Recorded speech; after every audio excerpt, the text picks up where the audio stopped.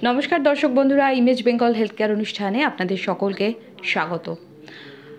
হার্টে সংকোচন এবং প্রসারণের একটা স্বাভাবিক মাত্রা রয়েছে। সেই মাত্রায় যদি হেরফের হয় তাহলে যেটা বলা হয়ে থাকে সেটা হচ্ছে অনিয়মিত হৃদস্পন্দন। এই অনিয়মিত হৃদস্পন্দন এটা কতটা আশঙ্কার সেটাই আজকে আমাদের আলোচনার মূল বিষয়। আর সেই বিষয় নিয়ে আলোচনা করতে আমি এসে উপস্থিত হয়েছি মেডিকা সুপার স্পেশালিটি হসপিটালে, এবং আমরা আমাদের মধ্যে পেয়েছি কনসালটেন্ট কার্ডিওলজিস্ট ডাক্তার অরিন্দম পান্ডেকে। স্যার নমস্কার, ইমেজ বেঙ্গলে আবারও আপনাকে স্বাগত। আজকে আমার যে বিষয় নিয়ে আপনার কাছে প্রশ্ন থাকবে সেটি হচ্ছে যে আমাদের স্বাভাবিক হৃদস্পন্দন কী হওয়া উচিত, এবং তারপরে আমরা একে একে এগিয়ে যাব যে অনিয়মিত হৃদস্পন্দন এবং অনিয়মিত হৃদস্পন্দন কতটা আশঙ্কার।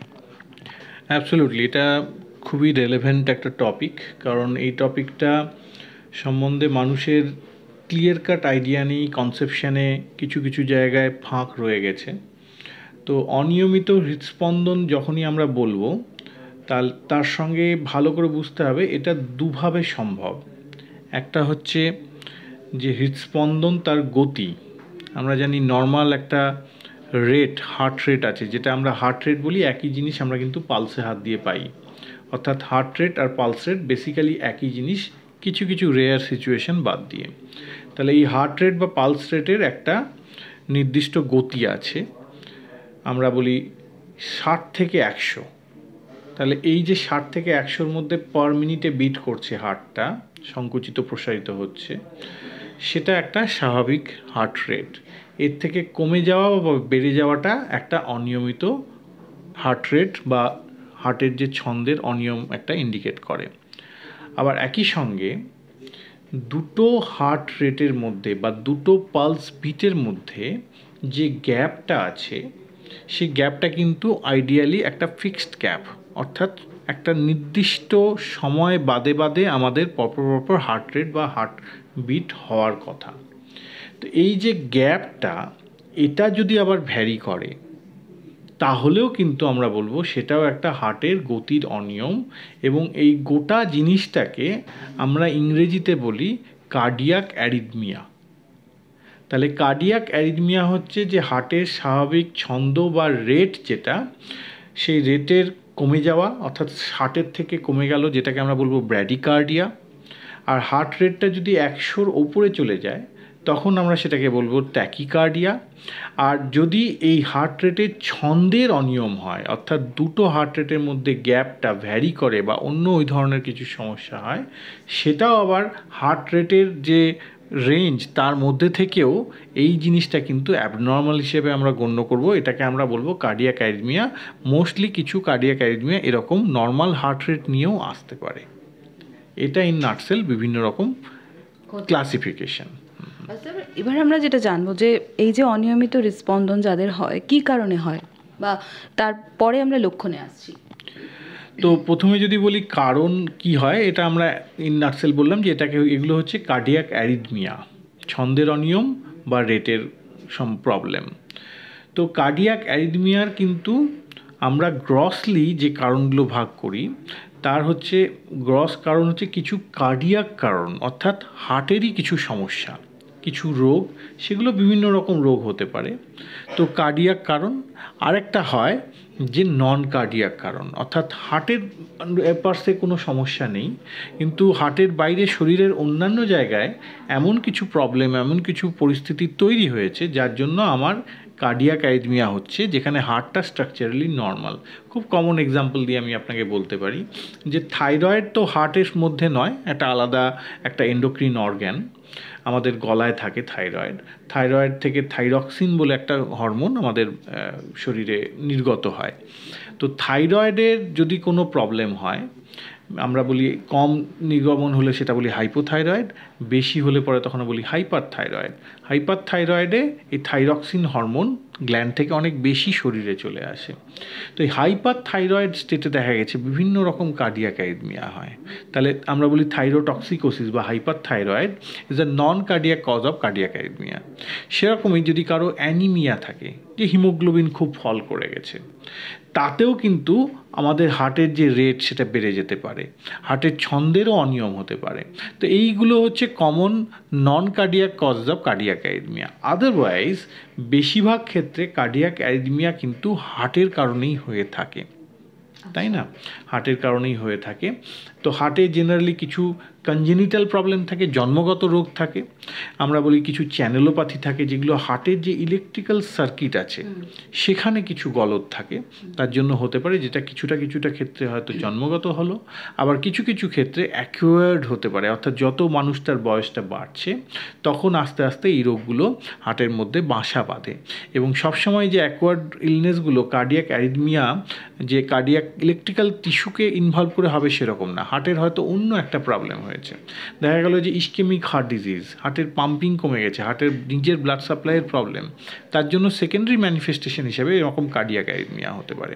অথবা দেখা গেল যে পেশেন্টের হার্টের যে মাসেলের প্রবলেম হয়েছে, আমরা বলি কার্ডিওমায়োপ্যাথি, কখনো হার্টের মাসেল মোটা হয়ে যায়, আমরা বলি হাইপারট্রফিক কার্ডিওমায়োপ্যাথি, কখনো হার্টটা অনেক বড় হয়ে যায়, তার পাম্পিং ক্যাপাসিটি কমে যায়, আমরা বলি ডাইলেটেড কার্ডিওমায়োপ্যাথি।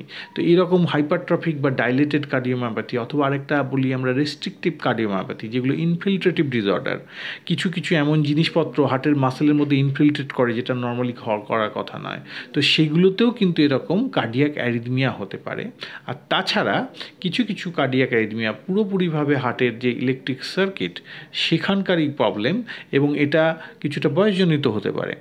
দেখা গেলো মানুষটার বয়স যত বাড়ছে তার হয়তো ওপরের চেম্বারের সঙ্গে নিচের চেম্বারের যে ইলেকট্রিক্যাল সার্কিট, সেই সার্কিটে কিছু সমস্যা এসে গেল, তার জন্য তার হার্ট রেট ফল করছে, অথবা যেখান থেকে হার্ট রেটটা তৈরি হয়, আমরা বলি এসএ নোড, সেই এসএ নোডটা ঠিকঠাক সময়ে ফায়ার করতে পারছে না। তো এইগুলো তখন আমরা বলি যে ডিজেনারেটিভ প্রবলেম, অ্যাজ ইফ যে ডিজেনারেশন হচ্ছে। যেমন বয়স বাড়ার সঙ্গে মাথার চুলটা সাদা হয়ে যায়, তাহলে ডিজেনারেশনের জন্য হচ্ছে, সেরকম হার্টেও কিছু ডিজেনারেশন হয়। এগুলো খুব সিম্পল। আমি অনেক সময় উদাহরণ দেওয়ার জন্য বলি আমার পেশেন্টদেরকে, যে আপনি একটা গাড়ি কিনেছেন, গাড়ি কেনার তো 10 বছর বাদে তার একটা গাড়ির টায়ারে তো প্রবলেম হতেই পারে, যেহেতু এতদিন ধরে টায়ারটা ঘুরেছে, তার কিছু ক্ষয়ক্ষতি হতে পারে। সেরকম হার্টেরও কিছু ক্ষয়ক্ষতি হয়, কারণ হার্ট আমরা জানি কখনো কিন্তু থেমে থাকে না। This is one of the organ in our body, যে আপনি জেগে থাকুন, ঘুমিয়ে থাকুন, আপনি সাইকেল চালান, খাওয়া দাওয়া করুন, সব সময় কিন্তু সে একদম কনস্ট্যান্টলি কাজ করে চলেছে। সুতরাং হার্টের নিজের কিছু ওয়্যার অ্যান্ড টিয়ার থাকাটা খুব স্বাভাবিক। তো কিছুটা সেইগুলোর সঙ্গেও এর রিলেশন কিন্তু থাকে। স্যার, এবারে আমি একটু লক্ষণ বা সিমটমসের প্রসঙ্গে আসবো, যে এই যে কার্ডিয়াক অ্যারিথমিয়া বা অনিয়মিত হৃদস্পন্দন, এটা কি লক্ষণে বোঝা যায়? মানে একজন পেশেন্ট কি লক্ষণ নিয়ে আপনাদের কাছে আসেন? তো কার্ডিয়াক অ্যারিথমিয়ার কমনেস্ট লক্ষণ যেটা হয় সেটা হচ্ছে আমরা বলি প্যালপিটেশন, অথবা বাংলায় আমরা বলি বুক ধড়ফড় করা। এটা কিন্তু কমনেস্ট ম্যানিফেস্টেশন সিমটম হিসাবে। এবং বুক ধড়ফড় করাটা আমরা দেখেছি জেনারেলি হার্ট রেটটা বেড়ে গেলে বেশি হয়, কারো ক্ষেত্রে হার্ট রেট কমলেও কিন্তু বুক ধড়ফড় করতে পারে। এবং অনেক সময় আমি যেটা বললাম যে হার্টের হয়তো রেটটা স্বাভাবিক আছে, 60 থেকে 100-র মধ্যে আছে, কিন্তু হার্টের যে ছন্দ সেটা অনিয়মিত হয়ে গেছে, অর্থাৎ দুটো হার্ট রেটের মধ্যে যে গ্যাপ সেটা ভ্যারিয়েবল, চেঞ্জ হয়ে যাচ্ছে। সেক্ষেত্রে সেসব ক্ষেত্রেও কিন্তু প্যালপিটেশন হয়, and palpitation is the commonest symptom cardiac অ্যারিথমিয়ার। কিন্তু প্যালপিটেশন ছাড়াও খুব এক্সট্রিম সিচুয়েশনে কিন্তু ধরা যাক যে ব্র্যাডি অ্যারিথমিয়া, যেক্ষেত্রে হার্ট রেটটা ফল করে গেছে, তাদের কি হবে, ডিজিনেস হয়, অর্থাৎ চোখে একটু অন্ধকার দেখছে, হ্যাঁ, মাথাটা ঘুরছে। এবং এক্সট্রিম সিচুয়েশনে খুব হার্ট রেট ফল করে গেলে, অথবা খুব হার্ট রেট যদি বেড়ে যায়, এরকমও তো হয় যে হার্ট রেট যে স্বাভাবিক 100 ছাড়িয়ে 150, 200, 250, 300 পর্যন্ত চলে যেতে পারে, সেরকম এক্সট্রিম হাই রেটে কিন্তু এইরকম ডিজিনেসের জায়গায় পেশেন্টের, যেটা আমরা বলি যে ব্ল্যাক আউট বা সিনকপি, পুরোপুরি চোখে অন্ধকার দেখে পড়ে গেলেন, এমনি হয়তো বসে থাকা বা শুয়ে থাকা অবস্থা নেয়, কিন্তু ওই অবস্থায় যখনই তিনি হাঁটাচলা করতে যাচ্ছেন তখন হয়তো পুরোপুরি ব্ল্যাক আউট হয়ে গেলেন। তাহলে ব্ল্যাক আউট বা সিনকপি এটাও কিন্তু হার্টের অ্যারিথমিয়ার একটা খুব কমন লক্ষণ বা সিমটম। এছাড়া কিছু পেশেন্ট এসে বলে যে যাদের হার্ট রেট খুব কমে বা বেড়ে গেলে তাদের একটা বুকে ব্যথা হয়, এবং সেটা ওই অ্যারিথমিয়া স্বাভাবিক হয়ে গেলে ব্যথাটা চলে যায়। জেনারেলি এসব ক্ষেত্রে একটা সেকেন্ডারি প্রবলেমও অনেক সময় থাকে, হয়তো হার্টের মধ্যে যে করোনারি সার্কুলেশন তাতে কিছুটা ব্লকেজ আগে থেকেই হয়েছিল, হঠাৎ করে কোনো একটা অ্যারিথমিয়ার জন্য তার হার্ট রেটটা যখন অনেক বেড়ে যাচ্ছে তখন তার ম্যানিফেস্টেশন বুকে ব্যথাটা হচ্ছে। নর্মাল অবস্থায় যখন আরাম করে বসে আছে হার্ট রেট স্বাভাবিক, তখন ম্যানিফেস্টেশন বা বুকে ব্যথা নেই, হার্ট রেট বেড়ে গেল তখন তার বুকে ব্যথা হচ্ছে। তো কখনো কখনো chest pain may be a manifestation or লক্ষণ অফ কার্ডিয়াক অ্যারিথমিয়া। এছাড়া আরেকটা জিনিস হয়, যাদের অনেক দিন ধরে এরকম কার্ডিয়াক অ্যারিথমিয়া চলছে এবং সেটা হয়তো পার্মানেন্টলি কার্ডিয়াক অ্যারিথমিয়াটাই সবসময় চলছে, ওটা ঠিক হচ্ছে না, তাদের কি হয় হার্টের ক্যাপাসিটি কমে যাওয়ার জন্য তাদের কি হয় যে সহজেই সে ক্লান্ত হয়ে যায়। তাহলে সহজে ক্লান্ত হয়ে যাওয়া বা আমরা যেটাকে বলি ইজি ফ্যাটিগেবিলিটি, এটাও কিন্তু একটা হার্টের যে প্যালপিটেশন বা এই অ্যারিথমিয়ার লক্ষণ হতে পারে। আর কিছু সেকেন্ডারি ম্যানিফেস্টেশন হয়, মানে ধরুন হার্টের কিছু এরকম অ্যারিথমিয়া আছে যাতে হার্টের ছন্দ অনিয়ম হওয়ার জন্য হার্টের মধ্যে ক্লট জমার সম্ভাবনা থাকে। তাহলে ক্লটটা হার্টের মধ্যে থাকলে জেনারেলি অতটা প্রবলেম করে না, কিন্তু সেটা ছিটকে যখনই সিস্টেমিক সার্কুলেশনে চলে যাবে, দেখা গেলো আমার হাতে গেল, তাহলে হাতে একটা গ্যাংগ্রিন করতে পারে, ড্রাই গ্যাংগ্রিন হলো, হাতের গ্যাংগ্রিন তাও ঠিক আছে, কিন্তু সেটা যদি ছিটকে যদি মাথায় চলে যায় অর্থাৎ ব্রেনে চলে যায় তখন কিন্তু তার একটা ব্রেন স্ট্রোক হওয়ার সম্ভাবনা থাকে। সেটা আমরা তখন বলি কার্ডিও এম্বলিক সিভিএ, সেরিব্রোভাস্কুলার অ্যাক্সিডেন্ট, অর্থাৎ যে এম্বোলাস বা ক্লটটা তৈরি হচ্ছে হার্টের মধ্যে, হার্টের অ্যারিথমিয়ার জন্যই তৈরি হচ্ছে, সেটা ছিটকে মাথায় গিয়ে সেখানে একটা স্ট্রোক করেছে, ব্রেন স্ট্রোক করে দিয়েছে। এটা কিন্তু কখনো কখনো একটা ম্যানিফেস্টেশন বা লক্ষণ কার্ডিয়াক অ্যারিথমিয়ার হতে পারে। একেবারে আপনি প্রথম যেটা লক্ষণ বলেছিলেন যে প্যালপিটেশন, বুক ধড়ফড়। স্যার এই বুক ধড়ফড় তো বিভিন্ন কারণেও হতে পারে, তো কোন বুক ধড়ফড়টা কার্ডিয়াক অ্যারিথমিয়া সেটা কি আলাদা করে বোঝার কোনো উপায় রয়েছে? নিশ্চয়ই, এই প্রসঙ্গে যেটা আমরা বলছিলাম যে non cardiac causes of cardiac arrhythmia বা প্যালপিটেশনের নন কার্ডিয়াক কজ, তার মধ্যে কমনেস্ট কিন্তু অ্যাংজাইটি। ফাইন, বহু মানুষের কিন্তু এই অ্যাংজাইটির জন্য বুক ধড়ফড় করে, বা আমরা আমাদেরও এক্সপিরিয়েন্স থেকে দেখেছি, সবসময় যে আমরা অ্যাংজাইটি করছি সেরকম না, হয়তো খুব খারাপ একটা খবর পাওয়া গেল, একজন নিয়ার অ্যান্ড ডিয়ার ওয়ানের মৃত্যু হয়েছে বা এরকম কিছু একটা খারাপ আপনি খবর, তখন আপনার বুকটা হঠাৎ ছ্যাঁত করে উঠলো, একটু বুক ধড়ফড় শুরু হয়ে গেল, তার মানে কি আপনার হার্টের খুব বড় প্রবলেম এসেছে, হার্টের কার্ডিয়াক অ্যারিথমিয়া হয়ে গেছে? সেরকম না। অনেকে আবার একটু অ্যাংজাইটি প্রোন হয়, কিছু একটা পরীক্ষার আগে তার বুক ধড়ফড় করে, সে হয়তো স্টেজে পারফরমেন্স করতে যাচ্ছে, তাই স্টেজ পারফরমেন্সের অ্যাংজাইটি থেকে বুক ধড়ফড় করতে পারে। সুতরাং সব সময় বুক ধড়ফড় বা প্যালপিটেশন হলেই যে আপনার হার্টের সমস্যা হবে সেরকম একেবারেই নয়। তো এটা আপনাকে কিছুটা নিজেকেই বুঝতে হবে। আপনি যদি রিলেট করতে পারেন যে যখনই আপনার এরকম স্ট্রেসফুল সিচুয়েশানগুলোতেই বুক ধড়ফড় করছে, অন্য সময় হচ্ছে না, আদারওয়াইজ আপনার অ্যাক্টিভিটির কোনোরকম কোনো লিমিটেশন নেই, সেক্ষেত্রে আপনার হয়তো ওই স্ট্রেসটাই একমাত্র কারণ। সেক্ষেত্রে আপনাকে স্ট্রেস রিলিভিং যে মেথড সেগুলো অ্যাপ্লাই করতে হবে, নিজেকে বোঝাতে হবে যে আপনার এটা স্ট্রেস থেকে হচ্ছে। কিন্তু কখনো কখনো যদি আপনার বুঝতে অসুবিধা হয় অথবা দেখা গেল আপনার সত্যি সত্যি অন্য সময়েও কিছু সিমটম থেকে যাচ্ছে, সেক্ষেত্রে কিন্তু আপনার ডাক্তারবাবুর সঙ্গে আপনাকে যোগাযোগ করতে হবে, আপনাকে কিছু পরীক্ষা নিরীক্ষার মধ্যে দিয়ে জানতে হবে। এই পরীক্ষা নিরীক্ষাগুলো না করে সবসময় কিন্তু বলা যায় না যে সত্যি আপনার হার্টের সমস্যা হয়েছে নাকি আপনার স্ট্রেস বা অ্যাংজাইটি থেকে হয়েছে জিনিসটা। একেবারে। এবার আমি একটু রোগ নির্ণয় প্রসঙ্গে আসবো। যখন কোনো পেশেন্ট এই ধরনের কিছু সিমটমস নিয়ে আপনাদের কাছে আসেন, আপনারা কি পরীক্ষা করে থাকেন? তো কমনেস্ট যে পরীক্ষাটা আমরা করিয়ে থাকি যে কোনো এইরকম কার্ডিয়াক অ্যারিথমিয়ার হচ্ছে যে ইলেকট্রোকার্ডিওগ্রাম বা ECG. ECG is the commonest পদ্ধতি, কিন্তু ইসিজির একটা লিমিটেশন হচ্ছে যে কিছু কিছু কার্ডিয়াক অ্যারিথমিয়া এমন থাকে যে যেগুলো কিছুক্ষণের জন্য আপনার হলো, অন্য সময়টা আবার চলে গেল, আপনি স্বাভাবিক। তাহলে আপনি স্বাভাবিক থাকলে পরে সেই সময় যদি আমি ইসিজিটা করি তাহলে আপনার ইসিজিতে কার্ডিয়াক অ্যারিথমিয়াটা ধরা পড়ছে না। তো আমরা অনেক সময় এই জন্য বলি রোগীদেরকে যে আপনার যখন বুক ধড়ফড় হচ্ছে সেই সময় যদি আপনি একটা ইসিজি করতে পারেন তাহলে that will clinch the diagnosis, কারণ আপনার সেই সময় কার্ডিয়াক অ্যারিথমিয়াটা হচ্ছে। ECG is the most definitive investigation, যেখানে আপনার কার্ডিয়াক যে ইলেকট্রিক্যাল অ্যাক্টিভিটির ইমপ্রেশনটা আমরা পাই। কিন্তু প্রবলেম হচ্ছে সবসময় সেটা করা যায় না, কারো হয়তো 5 মিনিটের জন্য হচ্ছে, সে কী করে একটা ইসিজি করবে। যদি বেশিক্ষণ একটু তার বেশি হয় তাহলে করা যায়। আমরা ওই জন্য বলি যে আপনার বাড়ির কাছাকাছি যে কোথায় ইসিজি হয়, অড আওয়ার্সে হয় হয়তো হচ্ছে, সবসময় তো আপনি হসপিটালে আসতে পারবেন না, তো একটু খোঁজ নিয়ে রাখতে হবে যে কোথায় একটা চট করে গেলে পরে ইসিজি, সেটা রিপোর্টিংয়ের প্রয়োজন নেই, জাস্ট ইসিজিটা ক্যাপচার করা যাক, ইসিজিটা হলে সেটা পরবর্তীকালে আমরা দেখে না হয় একটা সিদ্ধান্তে আসতে পারবো। তো ডিউরিং সিমটম, ডিউরিং প্যালপিটেশন ইসিজির খুব গুরুত্ব আছে, বুক ধরপড় করতে করতে যদি ইসিজি করা যায়। অন্য সময় করলে পরে সবসময় নাও পাওয়া যেতে পারে, তাও আমি বলবো কমনেস্ট ইনভেস্টিগেশন এই ধরনের কার্ডিয়াক অ্যারিথমিয়ায় ECG is the baseline investigation, সবাইকে এটা করতেই হবে। এখন যদি ইসিজিতে জিনিসটা না ধরা পড়ে তখন আমরা কি করি, অনেক সময় লং টার্ম ইসিজি করি, মানে এমন একটা ইসিজি হয়তো 12 লিড ইসিজি যেগুলো আমরা অনেকগুলো লিড দিয়ে করি, সেটা না হয় যে 3 লিড ইসিজি বা 1 লিড ইসিজি সেটা লাগিয়ে দেওয়া গেল, আমরা বলি হল্টার মনিটরিং। হল্টার মনিটরিং, আপনার বুকের মধ্যে সেরকম ইলেকট্রোড লাগিয়ে দেওয়া হলো, একটা ছোট্ট মেশিন আপনার কোমরে বেঁধে দেওয়া হলো, আপনি সেটা নিয়ে কাজকর্ম করলেন, তো দেখা গেল 24 ঘন্টা রাখা গেল, 48 ঘন্টাও রাখা যায়। এখন আরও অনেক মডার্ন হল্টার এসছে যেগুলোকে আমরা বলি পকেট হল্টার, অনেক সময় আমরা বলি এক্সটার্নাল লুপ রেকর্ডার। সেগুলো এত মডার্ন হয়ে গেছে, ছোট্ট একটু এরকম প্যাচের মতন আপনার কোথাও একটা শরীরের বুকে জেনারেলি একটা লাগিয়ে রেখে দেওয়া হলো।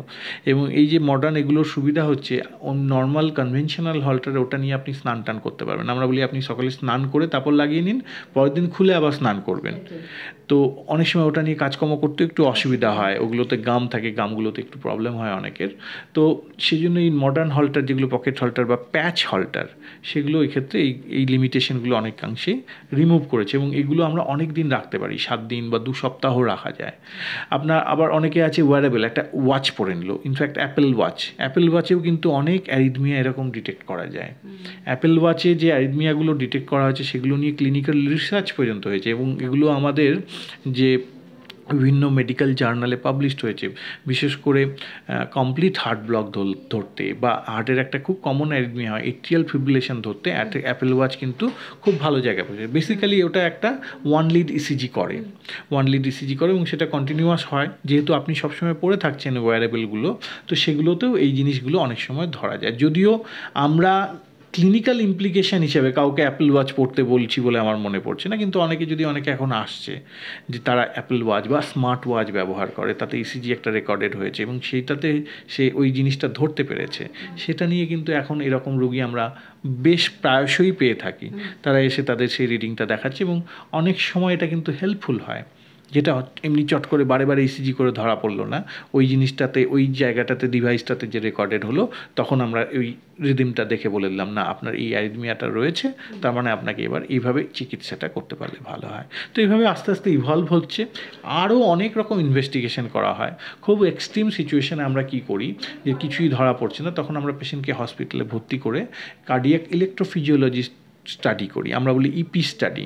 কিন্তু অনলি থিং এটা একটা এক্সট্রিম পর্যায়ের প্যালপিটেশন, যেখানে আমরা খুব স্ট্রং কিছু সাসপেক্ট করছি, এবং এটা একটা ইনভেসিভ প্রসেস, বুঝতে পেরেছেন? তো আপনাকে এর জন্য হসপিটালে ভর্তি হতে হয়, এবং কিছু ক্যাথেটার আমাদের হার্টের মধ্যে নিয়ে গিয়ে এই জিনিসগুলো করতে হয়। যাদের ইন্ডিকেশান আছে তাদের সেক্ষেত্রে তখন এটা করতে হতে পারে। তো এটাও একটা পদ্ধতি এই টোটাল ডায়াগনস্টিক ইভ্যালুয়েশনের মধ্যে। এই যে বিভিন্ন ধরনের অ্যারিথমিয়াগুলো হয়, তাহলে নিশ্চয়ই তার চিকিৎসা ব্যবস্থাও ভিন্ন, তাহলে সেগুলো একটু বলুন। তো গ্রসলি আমি যেটা বললাম যে দুরকম অ্যারিথমিয়া আমরা বলি, একটা হচ্ছে ব্র্যাডি অ্যারিথমিয়া যাতে হার্ট রেটটা ফল করে যায়, আর একটা হচ্ছে ট্যাকি অ্যারিথমিয়া, তাই না? তো ব্র্যাডি অ্যারিথমিয়ার ক্ষেত্রে কিন্তু ওষুধপত্রের রোল খুব লিমিটেড, কিছু কিছু লিমিটেড ওষুধ দিয়ে চেষ্টা করা হয় হার্ট রেট বাড়ানো, কিন্তু বেশিরভাগ ক্ষেত্রেই সেগুলো কাজ করে না। এবং সিমট্যামেটিক ব্র্যাডি অ্যারিথমিয়া যদি হয়, যে ব্র্যাডি অ্যারিথমিয়া হার্ট রেট ফল করে যাচ্ছে, তার সঙ্গে মানুষটা মাঝে মাঝে অজ্ঞান হয়ে পড়ছে, সেক্ষেত্রে তাদের অনেকেরই কিন্তু পেসমেকার বলে যে ডিভাইসটা সেটা প্রয়োজন হয়। তো পেসমেকার আমরা জানি যে কার্ডিয়াক একটা ইলেকট্রিক্যাল ডিভাইস, এর লিড থাকে, লিডটা হার্টের ভেতরে ঢুকে যায়, পেসমেকারটা চামড়ার নিচে বুকের মধ্যে দেওয়া থাকে। তো ব্র্যাডি অ্যারিথমিয়া চিকিৎসা হিসেবে পেসমেকার একটা যুগান্তকারী আবিষ্কার, তার ফলে বহু মানুষ এই চিকিৎসার ফল নিয়েছেন এবং সেটা নিয়ে ভালো আছেন। এবং খুব ইন্টারেস্টিংলি এই যে bradyarrhythmia, particularly AV nodal disease বা complete heart block, 2:1 heart block, এই যে কার্ডিয়াক অ্যারিথমিয়া, ব্র্যাডি অ্যারিথমিয়া, এগুলো আমাদের এই অঞ্চলে ভারতবর্ষে, অর্থাৎ এই পূর্বাঞ্চলে আমি বলবো ভারত, এই বাংলাদেশ, পশ্চিমবঙ্গ, বাঙালিদের খুব বেশি হয়। এটা একটা জেনেটিক টেন্ডেন্সি। তাই জন্য এই রোগটা চিকিৎসা আমাদেরকে প্রচুর করতে হয়। আমাদের পেসমেকার বেশি লাগে। প্রত্যেকের ফ্যামিলিতেই কম বেশি জানবেন যে অনেকের পেসমেকার, আমার নিজের ফ্যামিলিতেই জানো বহু মানুষের পেসমেকারের প্রয়োজনীয়তা হয়েছে। তো সেই জিনিসটা কিন্তু আমাদের একটু জেনেটিক্যালি প্রিডিসপোজ। তো এটা গেল ব্র্যাডিয়ারিথমিয়ার ট্রিটমেন্ট। আরেকটা যেটা বললাম যে ট্যাকিয়ারিথমিয়া, হার্ট রেটটা বেড়ে গেছে। হার্ট রেট বেড়ে গেলে কিন্তু ওষুধ অনেক রকম আছে, প্রচুর এই ওষুধ আছে, তাদের বিভিন্ন ক্লাস অফ মেডিসিন রয়েছে। আমাদের হাতে অসংখ্য ওষুধ, এখন যত দিন যাচ্ছে আরও নিত্য নতুন ওষুধ আসছে, যেগুলো আমরা বলি অ্যান্টি অ্যারিথমিক মেডিসিন। কিছু calcium channel blocker, beta blocker, অ্যামিওডারন, আরও ব্যাটারি অফ প্রচুর নতুন নতুন ওষুধ আছে, যেগুলো দিয়ে আমরা এগুলো চিকিৎসা করতে পারি। সেটা টাইট্রেশনের ব্যাপার রয়েছে, কার ক্ষেত্রে কোনটা প্রযোজ্য, কতটা ডোজে দিতে হবে, কিভাবে দিতে হবে, কত দিন দেওয়া যাবে, তার কি সাইড এফেক্ট, সেগুলো কিন্তু প্রোটোকল আছে। এটা দুম করে নিজে থেকে নিয়ে মানে নেওয়ার ব্যাপার নয়, এটা খুব স্পেশাল একটা ব্যাপার। এক্ষেত্রে আপনার ডাক্তারবাবুর সঙ্গে যোগাযোগ করতে হবে। কিছু কিছু রেয়ার সিচুয়েশনে আমরা অনেক সময় বলি যে ভেন্টিকুলার ট্যাকিকার্ডিয়া বা ভেন্টিকুলার ফিব্রিলেশন, পার্টিকুলারলি খুব এক্সট্রিম সিচুয়েশন, আমি বললাম যে ব্ল্যাক আউট হয়ে পেশেন্টের কার্ডিয়াক অ্যারেস্ট পর্যন্ত হতে পারে। তো কার্ডিয়াক অ্যারেস্ট যাদের রিসাসিটেট করা হয়েছে, আমরা জানি সিপিআর দিয়ে কার্ডিয়াক অ্যারেস্ট রিসাসিটেট করতে হয়, সেরকম অনেক পেশেন্টেরকে আমাদের কিন্তু তখন ইলেকট্রিক্যাল ডিভাইস একটা বসাতে হয়। সেই ডিভাইসটার নাম হচ্ছে অটোমেটেড ইলেকট্রিক্যাল আপনার cardiac defibrillator, AICD, automated implantable cardiac defibrillator. So AICD অনেকের বসাতে হয়। এইটা অ্যাকচুয়ালি একটা শক বক্স, যেটা আমরা সিনেমায় দেখেছি অনেক সময় শক দিয়ে, হ্যাঁ, একটা মানুষ খুব মরিবেন মানুষ, তার কিছু প্রবলেম হচ্ছে, শক দিয়ে তাকে বাঁচানো হলো। কিছু কিছু কার্ডিয়াক অ্যারিথমিয়া কিন্তু এই শকে রেসপন্স করে, সেগুলো সবই হার্ট রেট বেড়ে যাওয়া বা ট্যাকি অ্যারিথমিয়া, যেগুলো খুব ফ্যাটাল, যাতে এতটা হার্ট রেট বেড়ে গেছে, ব্লাড প্রেশার ফল করে গেছে, তো তাদেরকে শক দিয়ে করতে হয়। সেই রকম শক দেওয়ার মেশিন কিন্তু এখন এত মডার্ন হয়ে গেছে, পেসমেকারের মতন দেখতে, একটু সাইজটা বড় হয়, এই চামড়ার নিচে বসিয়ে দেওয়া হয়, সেখানেও লিড থাকে, লিডটা ভেতরে হার্টের মধ্যে চলে যায়, সেটাকে এআইসিডি বলা হয়। তো AICD is a very important treatment option for tachyarrhythmia. আরেকটা যেটা বলেছিলাম, কিছু কার্ডিয়াক অ্যারিথমিয়া আছে, যেমন ধরুন এভিএনআরটি, এভিআরটি, যেগুলো কিছুটা কনজেনিটাল, জন্মগত ব্যাপার রয়েছে, ডাব্লিউবিডাব্লিউ সিনড্রোম। তো এইগুলোতে, আর তাছাড়া কিছু atrial fibrillation, mostly paroxysmal atrial fibrillation, কিছু ভেন্টিকুলার ট্যাকিকার্ডিয়া, মোস্টলি এগুলো সবই হচ্ছে ট্যাকিয়ারিথমিয়া, যেগুলো হার্ট রেট বেড়ে যাচ্ছে। তাতে কিন্তু ওই electrophysiology study followed by radio frequency ablation, তার রোল আছে। সেটা দিয়ে যদি চিকিৎসা করা যায়, এবং এক্ষেত্রে কী হয় যে কিউরেবল, রোগটা পুরোপুরি কিওর করে দেওয়া যায় যদি সাকসেসফুলি করা যায়।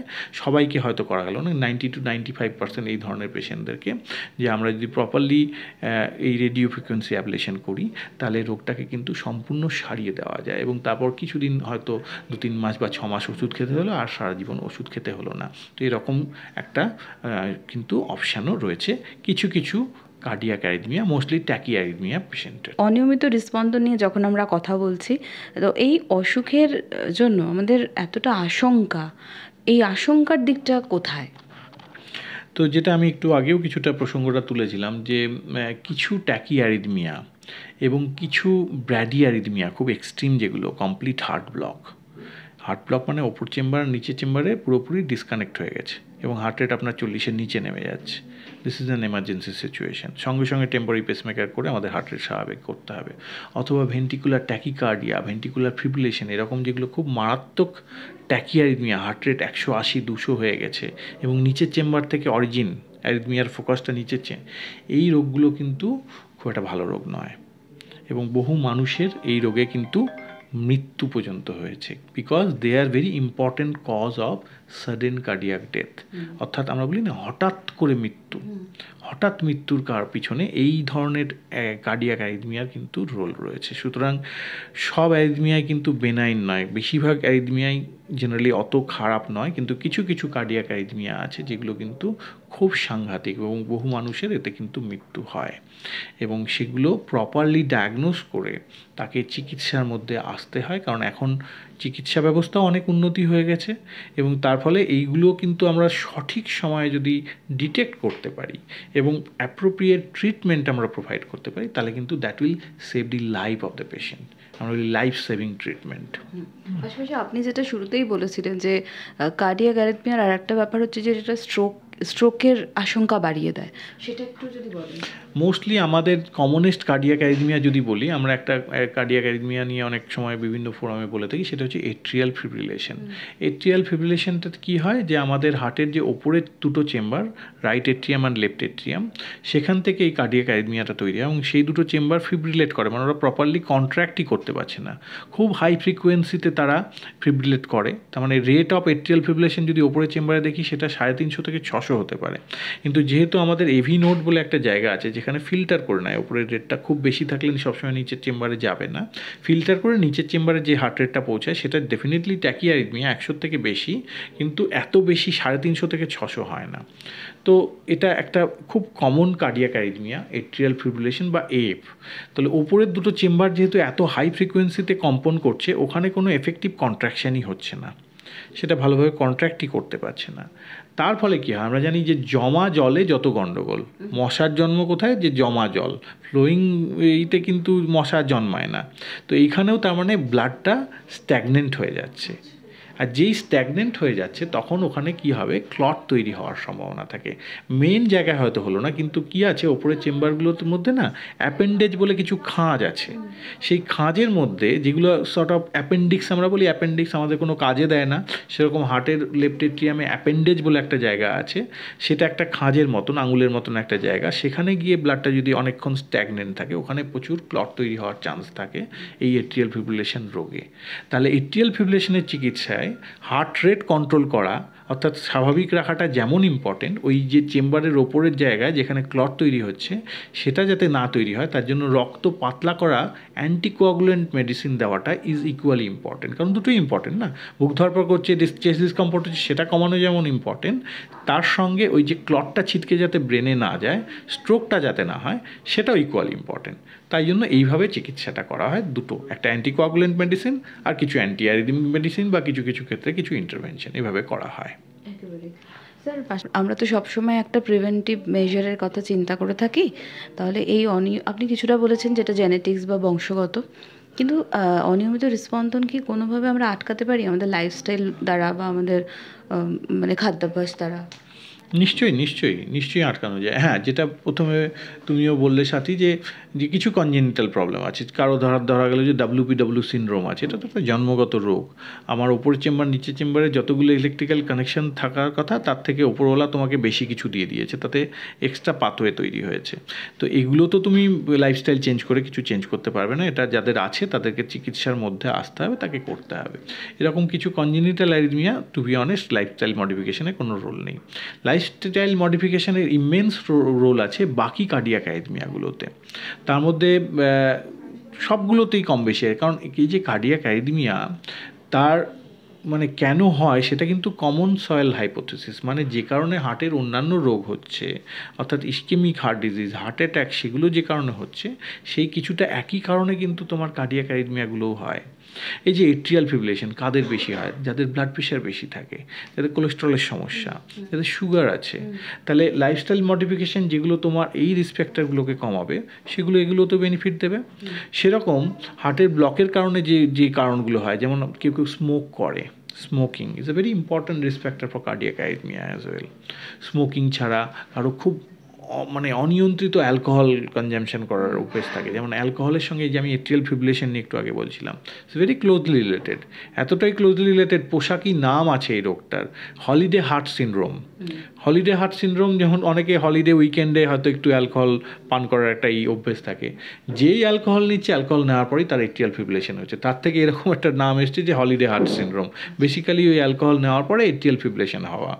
তো এইরকম এই জিনিসগুলো কিন্তু যে আমাদের ওভারঅল যে একটা ভালো হেলথের দিকে যে অ্যাডভাইসগুলো আমরা দিই, সেগুলো কিন্তু এই কার্ডিয়াক অ্যারিথমিয়া প্রিভেন্ট করার জন্য ইকুয়ালি ইম্পর্ট্যান্ট, এবং সেগুলো যদি ঠিকঠাক করে করা যায়, বেশিরভাগ অ্যারিথমিয়া কিন্তু আমরা প্রিভেন্ট করতে পারবো। তার সঙ্গে খুব ইম্পর্টেন্ট, যেহেতু হার্ট রেটের সঙ্গে আমাদের মনের খুব একটা ডিরেক্ট রিলেশন আছে, সেই জন্য আমাদের মানসিক টেনশন বা অ্যাংজাইটি, স্ট্রেস, এটা আমরা যতটা কমাতে পারবো, তাতে আমাদের কিন্তু কার্ডিয়াক অ্যারিথমিয়া হওয়ার সম্ভাবনা বা হার্ট রেটের তারতম্য বা ছন্দের গণ্ডগোল হওয়ার সম্ভাবনা ততটাই কম হবে। একেবারেই। স্যার আমার লাস্ট কোয়েশ্চেন, আপনি আমাকে একটু আগে যেটা বলছিলেন যে কার্ডিয়াক অ্যারিথমিয়াতে হঠাৎ করে আমরা অনেক সময় দেখি যে একজন পেশেন্ট হঠাৎ করে বলি কার্ডিয়াক অ্যারেস্ট হলো, তিনি মারা গেলেন, তার ডেথ হয়ে গেল। স্যার আপনি যে এতগুলো সিমটমের কথা বললেন, তাহলে কি তার কোনো সিমটমই ফিল হয়নি, না তিনি ইগনোর করে গেছেন? মানে আপনি এতদিনকার এক্সপিরিয়েন্সে কি বুঝেছেন? তোমাকে আমি একটা ডেটা দিই, আমাদের ভারতবর্ষের ডেটা, যে কতজন মানুষের সাডেন কার্ডিয়াক ডেথ হয়। যতটা একটু ওল্ড ডেটা, এরকম নয় যে 2024 সালের ডেটা আমি বলছি, যে ডেটা আমাদের অ্যাভেলেবেল আছে সেটা বলে প্রত্যেক বছর ভারতবর্ষে 7 লক্ষ মানুষ সাডেন কার্ডিয়াক ডেথে মারা যায়। তো it's a very staggering number. এবং এই যে 7 লক্ষ লোক মারা যাচ্ছে, তাদের মোর দ্যান 50%-এর কিন্তু আগে থেকে কোনো সিমটম ছিল না। সুতরাং সেক্ষেত্রে আমি ওই জন্য বলি যে লাইফস্টাইল মডিফিকেশান আমার রোগ হবে তারপরে আমি অ্যাপ্লাই করব, সেটা একটা রং কনসেপ্ট। যখন তুমি হেলদি আছো তখন থেকেই কিন্তু তোমাকে লাইফস্টাইল মডিফিকেশান করতে হবে, কারণ 50% তো উইদাউট সিমটম হঠাৎ করে আসবে। সুতরাং তোমার আসবে না, তোমার বন্ধুর আসবে, ইউ নেভার নো। সুতরাং সবার ক্ষেত্রে এটা ইকুয়ালি ইম্পর্ট্যান্ট, একইভাবে এটা প্রযোজ্য। এবং আগে থেকেই কিন্তু আমাকে ধরে নিতে হবে যে এটা ওনার হয়েছে, আমারও হতে পারে। এই যে 7 লক্ষ যে মানুষ যে মারা যাচ্ছে সাডেন কার্ডিয়াক ডেথে, তাদের মধ্যে কিন্তু অনেকেই ইয়ং, এরকম নয় যে খুব ভালো আছে, স্পোর্টসম্যান, অনেক স্পোর্টসম্যানের হচ্ছে, ফিল্ম অ্যাক্টর। এটা তোমার পকেট দেখে আসছে না, তোমার ব্যাংক ব্যালেন্স কতটা আছে, তুমি গরিব না বড় লোক, কিচ্ছু কিন্তু দেখবে না, এটা যে কোনো লোকের হতে পারে।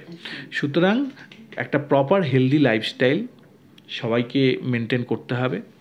বিশেষ করে যত আস্তে আস্তে তুমি 30 পেরিয়ে 35-40-এর দিকে যাচ্ছ, এটার ইম্পর্টেন্স বেশি আসবে। এবং কিছু কিছু ক্ষেত্রে একটা পিরিয়ডিক্যাল হেলথ চেক আপ কিন্তু কখনো কখনো হেল্পফুল হয়। ওবেসিটি কত বড় ফ্যাক্টর কার্ডিয়াক অ্যারিথমিয়ার জন্য? Obesity is very important factor. ওবেসিটির সঙ্গে যেটা আমরা বলি যে অবস্ট্রাকটিভ স্লিপ অ্যাপনিয়া, দুটো একদম ক্লোজ রিলেশন না। যত বেশি ওজন বাড়বে, রাত্রিবেলায় নাক ডাকার সমস্যাটা তত বেশি। এবং এই নাক ডাকার রোগটা হচ্ছে অবস্ট্রাকটিভ স্লিপ অ্যাপনিয়া বা পিলাইরির আমরা এক্সাম্পল সবাই শুনেছি। তো অবস্ট্রাকটিভ স্লিপ অ্যাপনিয়াতে কিন্তু দেখা গেছে বিভিন্ন রকম কার্ডিয়াক অ্যারিথমিয়া হওয়ার সম্ভাবনা খুব বেশি, কারণ রাত্রিবেলায় শরীরে অক্সিজেনের লেভেলটা এতটাই কমে যায় ডিস্যাচুরেট করতে করতে, সেগুলো আমাদের হার্টে এমন কিছু ফিজিওলজিক্যাল মানে প্যাথোলজিক্যাল চেঞ্জ করে, হ্যাঁ, এবং মেটাবলিক সিনড্রোম সব মিলে কিন্তু cardiac arrhythmia, atrial fibrillation, even sudden cardiac death, যেটা অ্যারিথমিয়ার একটা এক্সট্রিম ম্যানিফেস্টেশন, সেগুলো কিন্তু এই ওবেসিটি, অবস্ট্রাকটিভ স্লিপ অ্যাপনিয়া এবং তার পরের ধাপ ক্লোজ রিলেশন আছে। তো ওবেসিটি কোনোভাবেই কিন্তু is not a good thing to have. একেবারে অনেক ধন্যবাদ স্যার। আমরা ভীষণ গুরুত্বপূর্ণ আলোচনার মধ্যে ছিলাম, এবং স্যার যেভাবে তুলে ধরলেন পুরো আলোচনাটা, এই অনিয়মিত হৃদস্পন্দন, এটা কিন্তু সত্যি কোনোভাবে অবহেলা করার নয়। এবং পাশাপাশি স্যার যেটা বললেন যে হেলদি লাইফস্টাইল এবং একটা প্রিভেন্টিভ মেজারের জন্য হেলথ চেক আপ, যেটা অত্যন্ত গুরুত্বপূর্ণ, এইগুলো কিন্তু অবশ্যই আমাদের মাথায় রাখতে হবে, যাতে ওই সাইলেন্ট কোনো কিছু অ্যাটাক করার আগে আমরা নিজেরা নিজেদের ভিতটা শক্ত করতে পারি, যাতে যুদ্ধের জন্য আমরা প্রস্তুত, এরকম ব্যাপারটা আমরা নিজেদের মনের মধ্যে তৈরি করতে পারি। স্যার আপনাকে অনেক ধন্যবাদ আমাদের সময় দেওয়ার জন্য। দর্শক বন্ধুরা, আপনারা সকলেই সুস্থ থাকুন, ভালো থাকুন, আর একটাই কথা শেষে বলবো, ভীষণভাবে সচেতন হন, কারণ সচেতনতাই আপনাদের জীবন ও স্বাস্থ্য সুরক্ষিত করবে। নমস্কার।